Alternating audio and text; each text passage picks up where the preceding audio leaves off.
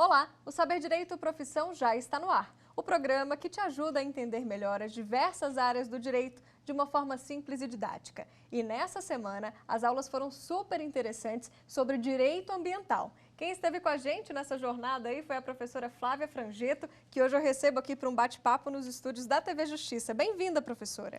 Obrigada, Mariana, é um prazer. Bom, professor, um tema gostoso, um tema atual, né? Direito ambiental. Acho que, se não me engano, nesse ano, acho que é a primeira vez que aparece aqui no Saber Direito, posso estar errada, mas é um tema que todo mundo gosta, né? Quem não gosta de estudar direito ambiental? Me conta um pouquinho da sua história com o direito ambiental. Há quem diga que o direito ambiental não é direito. Isso quem dizia eram grandes juristas, grandes advogados, pessoas, operadores do direito. Mas eu acho que o mundo mudou e começaram a ver a seriedade dessa matéria para colocar em prática aquilo que é o senso de justiça, né? Mas é algo recente, né, professora? Se a gente for olhar da história do direito assim, o direito ambiental no mercado para valer, a gente pode falar de quantos anos para cá que ele realmente apareceu com mais força?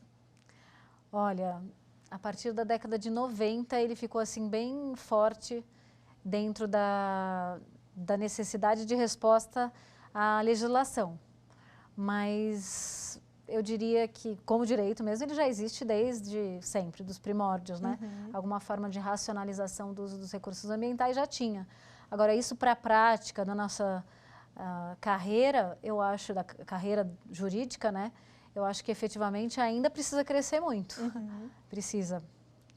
A demanda, digamos, de resposta por orientação no cumprimento das normas, ela tem que aumentar até para diminuir o risco de não implementar bem, porque a gente já está vendo que o mundo está piorando, né? E, portanto, se você cumprir as normas, que são bem sensatas, bem racionais, dá para viver melhor. Portanto, eu estimo, assim, que um dia, e não vejo saída, assim, todas as instituições tenham um profissional da área do direito ambiental como aquilo que a gente coloca como os advisors, né? Como os conselheiros de qualquer negócio que se feche. Professora, a gente vai falar mais de mercado de trabalho no segundo bloco, mas eu já quero adiantar que hoje em dia nenhuma empresa, uma grande empresa, nasce sem esse viés sustentável, né? Assim se espera, né? Porque do contrário, ela não vai entrar correta, tem que ser sustentável. Vou dar um exemplo. Se ela não tiver uma boa política de governança ambiental, pode ser que ela não consiga nem ter uma conta de energia que seja favorável à própria economia dela, né? Então, suponhamos que na hora de construir ali o escritório, ela pense entre uma fonte renovável com um painel fotovoltaico ou não, convém ela escolher o painel fotovoltaico. Então, ela precisa crescer direito e para isso as novas, acho que já estão tendo essa consciência, isso é mais interessante. Legal. Professora, agora eu quero saber um pouquinho aí da sua história, né? Você não é de Brasília, é de São Paulo, a gente já começou a conversar aqui nos bastidores. E como é que o direito entrou na sua vida? Pai e mãe te influenciaram? Foi a sua primeira opção no vestibular? Me conta um pouquinho. Olha só, é interessante falar sobre isso. Eu nunca tinha pensado em fazer direito até o ano em que eu tinha que decidir para qual área eu me inscreveria no vestibular, portanto, terceiro colegial, né? Na época a gente falava. O colegial, eu entrei com uma visão de fazer letras, fazer biologia ou fazer história. Eu tinha vontade de ser arqueóloga. Tudo na área de humanas também, Tudo né? na área de humanas. Eu tenho uma irmã gêmea que é artista plástica. E o máximo que eu assim, tive de vivência na área de artes era ou em artes cênicas ou voltado, por exemplo, à produção de joias. E o interessante foi que, em um momento, quando chegou na hora de me inscrever, eu falei, nossa, né, aquela divisão é um momento sério da vida da pessoa, acho até muito cedo ter que decidir o que vai fazer a vida toda. Ainda mais que as pessoas têm múltiplos talentos, não é? Então, na hora eu falei, nossa, fazer alguma coisa assim com a qual eu me divirta mais, como minha irmã gêmea faz o tempo todo. Até diziam que enquanto ela fazia arte, eu fazia direito, né? Não, isso daí é depois, porque não tinha me formado. Então, na hora de me decidir, eu falava, faço uma coisa mais divertida, mais animada, ou fico num ambiente mais racional, mais sério e tal. E uma amiga da minha mãe, ela virou e falou: mas por que você não faz direito? Você será muito importante, uma advogada importante na área. Aí eu falei: nossa, mas advogada, eu sempre que via na TV desde pequena, assim, advogados, tal, falava assim: nossa, mas eles estão brigando por algumas questões aí, não, né, tem até advogado que não é justo, estão defendendo um bandido, mas depois eu descobri que é diferente, que o direito, quando ela falou isso, caiu a ficha de que o direito pode servir para fazer o bem. E aí, efetivamente, eu não tive dúvida a partir de então, me inscrevi. Então, logo eu soube que existia um direito ambiental, formalmente falando, e na faculdade eu escolhi por ele. E aí, tudo que eu queria antes foi possível com o suporte jurídico, né? Então, biologia, as causas humanas, né, as relações da evolução para a gente poder ter aí, uma visão histórica também da humanidade, acabou virando o meu dia a dia. E escrevendo, né? Podendo escrever, poder usar o dom da palavra ali colocado no papel para defender, para divulgar, para fazer aquilo que pode ser melhor na sua função de melhoria do mundo. Então, escolhi essa área. E é uma dúvida que muitos alunos têm, né, professora? Ao longo dos semestres, principalmente nos primeiros, né, semestres, em qual área se especializar? Você tomou essa decisão do direito ambiental mais para o final do curso ou logo no início você já sabia que queria trabalhar nessa área? Então, foi na década de 90, né? No 94 eu entrei na faculdade. Naquele período, o direito ambiental ele não era tão presente nas faculdades. Ele, como opcional na minha faculdade, eu só tinha aula no último ano, ou seja, eu ia escolher pelo direito ambiental entre as várias opções, mas até chegar lá eu precisaria fazer alguma coisa antes que já me envolvesse nessa história. Então, os meus estágios foram em ambiental. Ah, interessante. Na Vamos falar faculdade, sobre isso também. Onde que você estagiou, né, nessa área específica? Eu estagiei em escritórios de advocacia e comecei a trabalhar mesmo antes de prestar a OAB, ainda na faculdade, na OAB, dentro da Comissão de Meio Ambiente da Ordem dos Advogados do Brasil, lá na seccional de São Paulo. Em sendo que eu virei assim, estagiária na própria advocacia, em um escritório que era de direito urbanístico e ambiental. Era uma procuradora do município que se aposentou, então, mantendo o escritório dela, eu passei a ter esse prazer de lidar com as normas nas situações em que eram discutidas tanto num direito administrativo, como num processo que era até, olha que interessante, ela trabalhava muito, por exemplo, com licitação e contratos, nas concorrências, a gente já colocava algum viés de reflexão a respeito do ambiental, e no urbanístico, em que várias questões de redação de plano diretor, de atividades que significavam a implementação de um direito ali pontualmente válido para a questão da gerência da cidade e tal. Era bem interessante. Bom, professora, e a partir daí, eu estou aqui com o seu mini currículo, vou falar aqui alguns dos títulos, né? Você tem mestrado e doutorado nessa área também e também fez uma especialização fora do Brasil. Então, muitos alunos têm essa dúvida, né? Será que eu saio da faculdade e já encaro um mestrado ou não? Vou ainda sentir o mercado? Qual que é a sua dica para esse aluno que está assistindo a gente? Eu acho interessante, se ele tiver a oportunidade, sempre olhar o direito ambiental de uma maneira bem abrangente. Não necessariamente o ambiental é só ficar dentro de um escritório de advocacia ou despachando com o juiz uma circunstância que vai significar uma defesa já num contencioso. O direito ambiental é muito consultivo, ele trabalha com a prevenção. Então, existe possibilidade de se trabalhar com políticas públicas, ou seja, uma governança que aconteça fora dos escritórios de advocacia dentro da administração pública. Existe a possibilidade de trabalhar dentro das instituições privadas, em que se trabalha os projetos de sustentabilidade, as situações de compliance, de conformidade legal em relação à obediência das normas que têm que ser obedecidas dentro daquela atividade econômica. Existem vários caminhos para se olhar esse perfil E às vezes você, quando vai ver, não está nem no direito mais mesmo. Você está numa atividade que é um ponto de vista absolutamente técnico, que se respalda no que a norma já colocou, mas quando você vai ver, está discutindo questões que são de especialistas de outras áreas do conhecimento. Como, por exemplo, você tem diálogos direto com cientistas, que são cientistas, por exemplo, físicos, com engenheiros. E até tem um ponto interessante, eu lembro que eu dizia às vezes no escritório de advocacia para os meus clientes, eu virava e falava assim, você tem um bom engenheiro? Se você não tiver, eu tenho 3 para te indicar, fique à vontade de escolher um, porque a sua questão não é jurídica, a sua questão é uma questão que pode ser resolvida com um bom engenheiro. Aí no final, obviamente, que meus sócios muitas vezes, eles ficavam, né, assustados, porque no final era uma pedra no sapato, né, lá dentro. Agora, para mim, a eficiência do direito ambiental que é a mais interessante, é essa que trazia um resultado de o cliente se sentir confortável o bastante para falar, nossa, vou até celebrar um contrato de riscos ambientais, porque efetivamente aquele conselho cai para mim, porque numa próxima eu vou pensar melhor no meio ambiente do que eu ter que agora pagar por todo esse passivo, né? É verdade.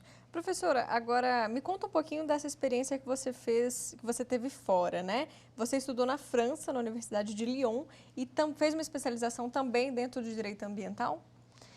Na França, eu tinha me inscrito no mestrado aqui no Brasil, mas eu acabei achando mais valioso ter uma visão, aquela visão aberta, por meio de uma vivência fora.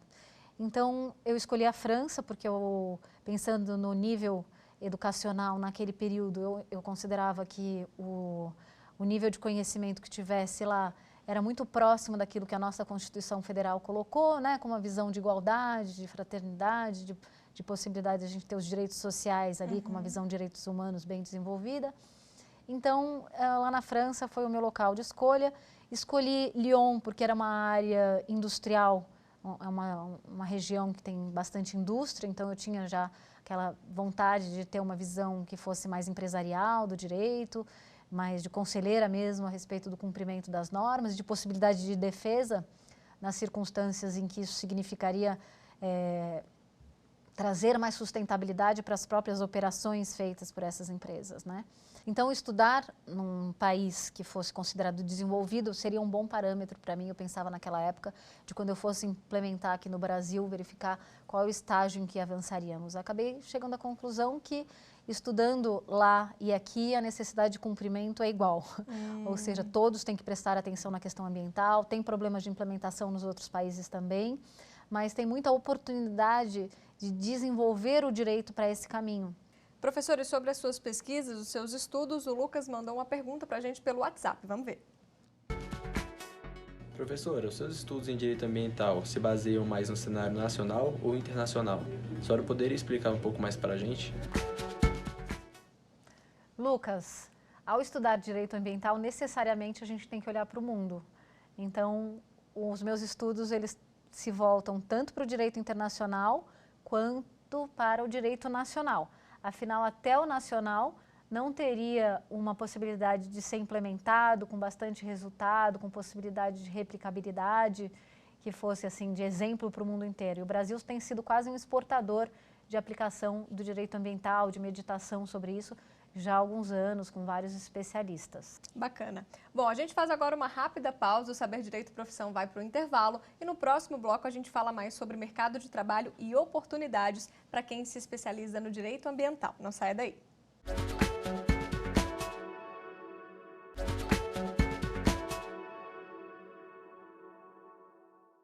O Saber Direito Profissão já está de volta e agora a gente fala um pouco mais então sobre as possibilidades de carreira para quem decide se especializar em direito ambiental. Professora, como é que está esse mercado hoje? É um mercado que tem muita demanda porque as empresas e o mercado de forma geral têm realmente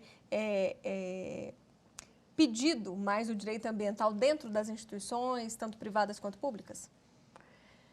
Olha, houve uma queda, infelizmente, de uns anos para cá, mas está começando a se recuperar de novo. O que ocorreu? As áreas de sustentabilidade dentro das empresas, elas passaram a ser menos patrocinadas. Porque o ambiental ele tem um lado preventivo e tem um lado contencioso. Então, nesse processo, o lado preventivo, em que vários advogados trabalhavam dentro das empresas no preventivo, eles sofreram o fato de as crises econômicas, né, ou as dificuldades dessas empresas num processo de recuperação ou de dificuldade de exercício da própria atividade econômica no Brasil aqui, ou a crise do mundo também, acabou por retirar muita gente do interesse do ambiental.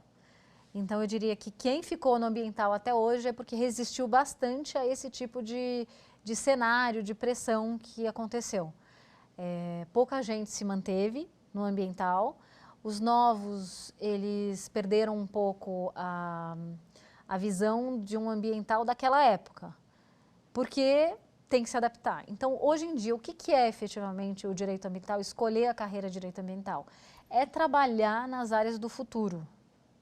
Então, quem trabalha com ambiental hoje em dia é porque tem uma visão de longo prazo em relação à demanda pelos recursos ambientais, ou seja, eles vão ser esses conselheiros que eu coloco, né? Eles são aqueles que vão trabalhar para efetivamente dizer, olha, é melhor você trabalhar dessa maneira, porque senão, logo, logo, você não vai ter mais acesso à água. É melhor você respeitar essa lei, porque senão, logo, logo, você vai ter que pagar por isso. Ou seja, não é tão direito, entende? No final, eu acabo concordando com aqueles anteriores. E assim, é muito mais do que só direito.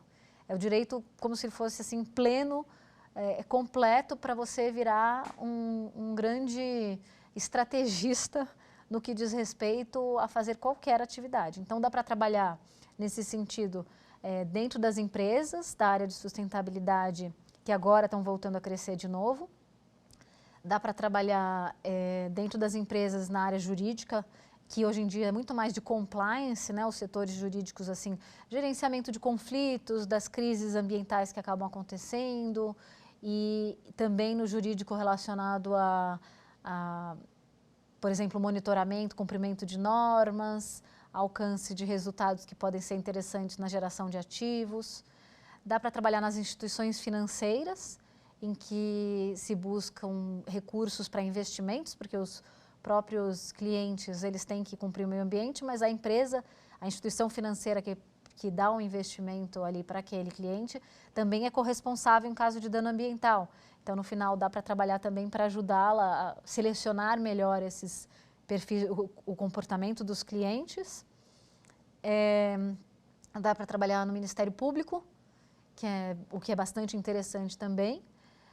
Né, o promotor, o procurador, ele acaba sendo o grande titular legitimado a mover ações civis públicas em defesa do meio ambiente. Dá para trabalhar também nos órgãos, nas organizações de terceiro setor, as ONGs, né, ou as OCIPs, ou as entidades da sociedade civil, todas as modalidades delas, nas fundações.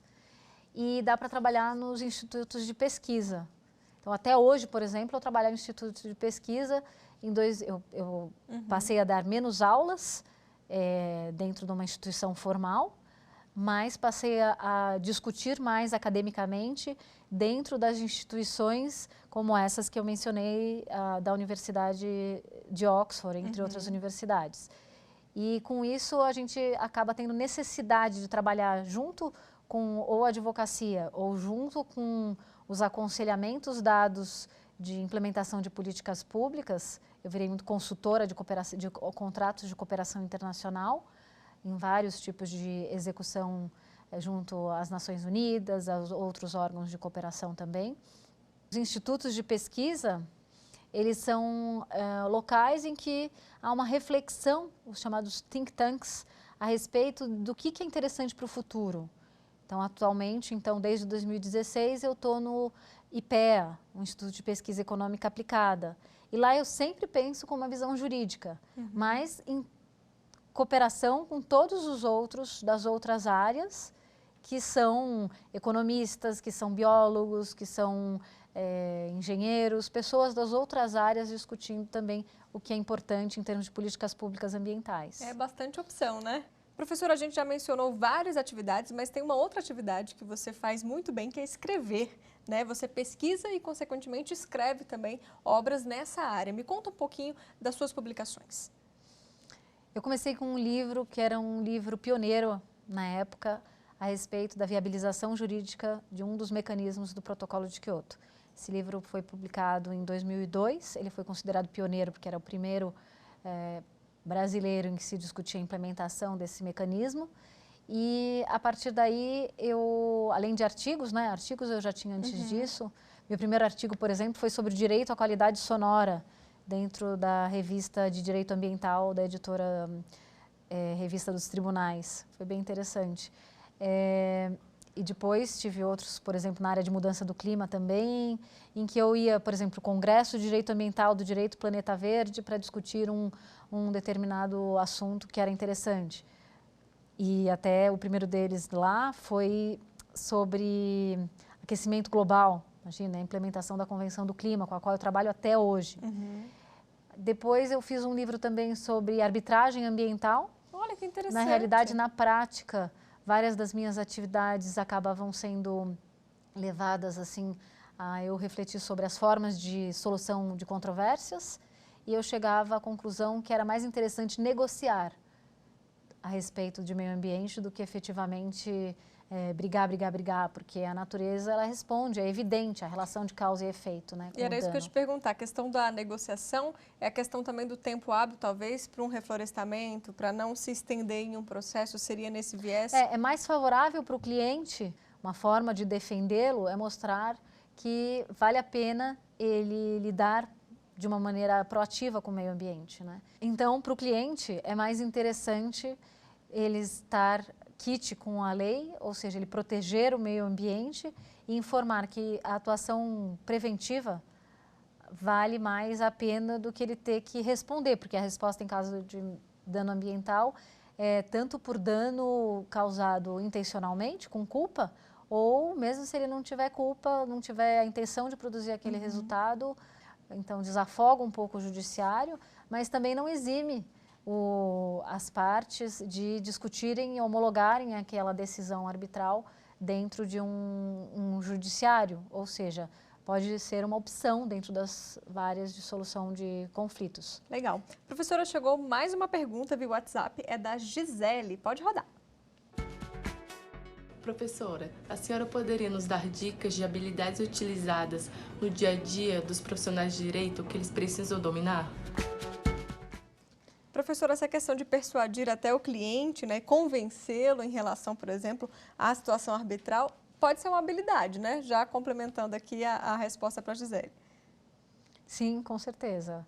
As atuações de quem está na área de direito ambiental, elas são um pouco de psicólogo mesmo.